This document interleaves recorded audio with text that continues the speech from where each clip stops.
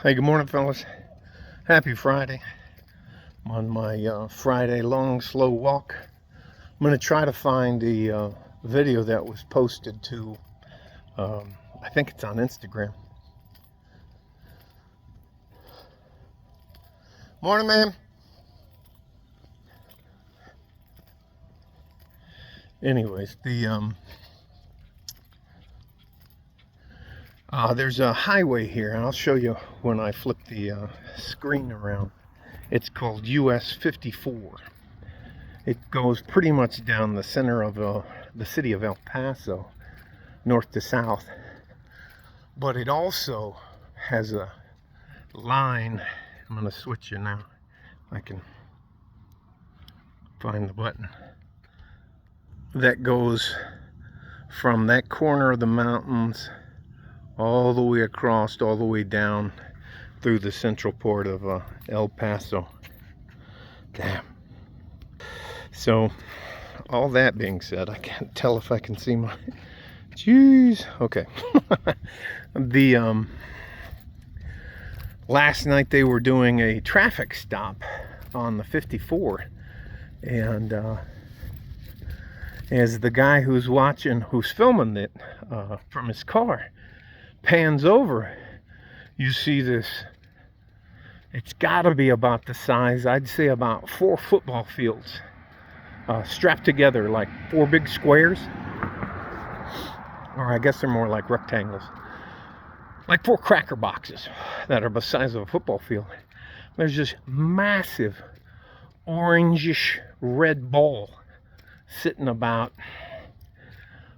midway up the mountain there, just sitting there. And it looks like, I don't know if you've ever seen any of the stuff from the science fiction movies, like what they show a big ball of plasma being.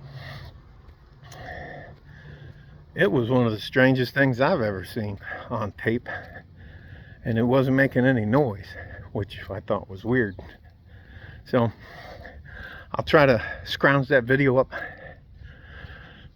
and hopefully it's not as odd to you guys. Hopefully some of you guys can just explain what it is, but I don't know.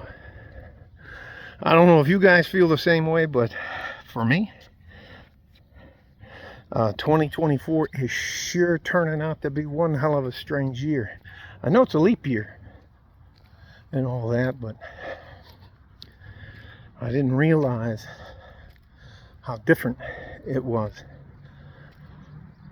Just comparatively speaking, and it's an election year.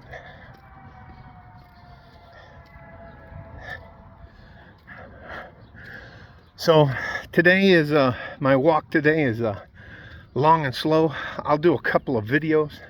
I'll give you a prequel to it. One's definitely going to be the drip stock review. The other one will be about some things that I think I can pass on to you to help you out. I'm almost to the top of the hill. Well, to where it levels out. Got about another block and a half. One of the things I get asked about, which I think I owe an explanation for.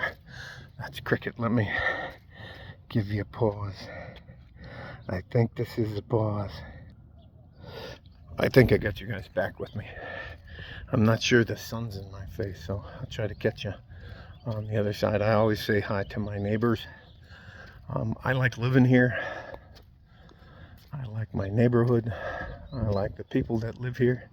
We're right in between the really rich people that live up there on the hill in those big multi-million-dollar homes. What do they call, what did he call it? He said, we live in McMansions down here, or McDonald's type of mansions. Or what we're the Happy Meal of homes compared to where they are.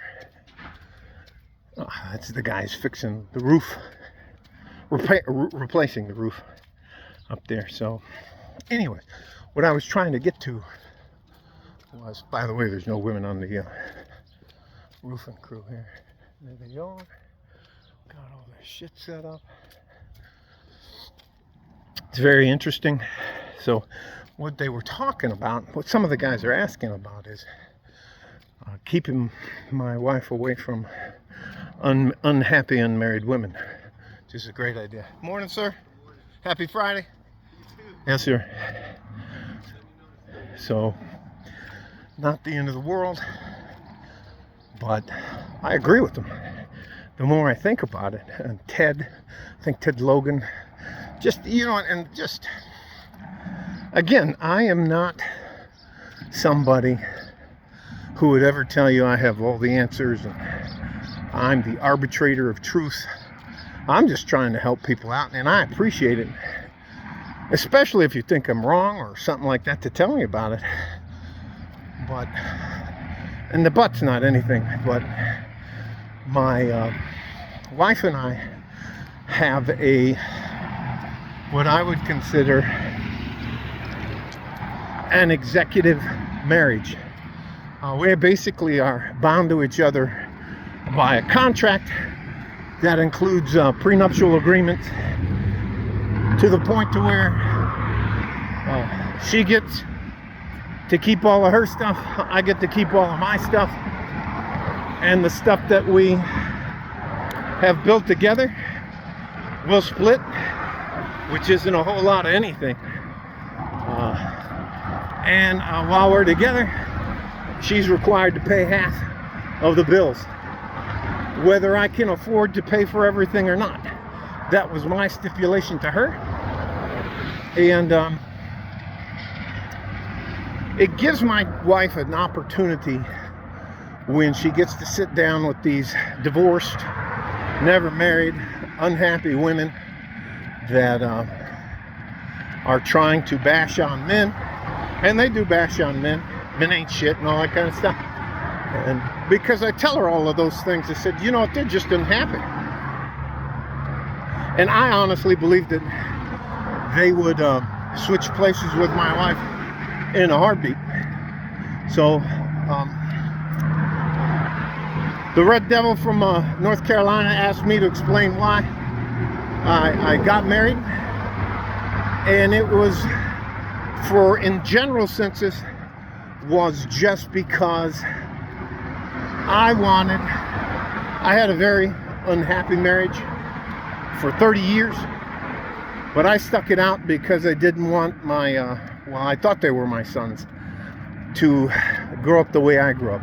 That's the only reason I hung around. Once I found out that they weren't my sons and that they were good enough to be on their own, I left. Manassas, Virginia, retired, left Manassas, Virginia, and even though I'd never been here before, moved to El Paso, Texas to restart my life. I knew the difference in what I wanted. If I was going to have a relationship with a woman, she was going to have to be traditional, from a traditional family. And I went over 300, I think it's 335. I think it's just over, I can't remember. I stopped counting at 335 dates. Spent close to $15,000. Most of that money is on background checks and on credit checks, credit reports. That was a requirement from me to them. I wasn't ever going to attach myself to a sinking ship. And I don't know if you guys have it, but I knew when I met Maria that she would end up being my wife.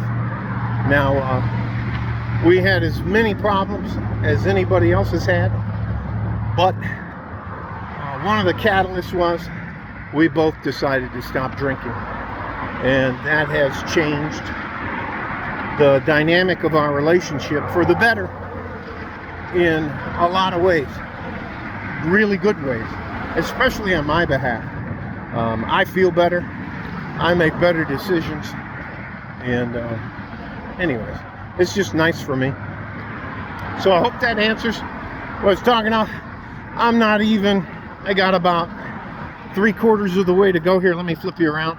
I'm going to be heading all the way down there to where those green trees are, way down there on the bottom of the hill. and then I'll come back up. You guys stay safe and healthy. Take care of each other if you can. And if you can, you take care of yourselves. I'm going to get rid of my hat because I don't need it. Like a fart in a G-string from West Texas, El Paso. I'm out of here. Bye-bye.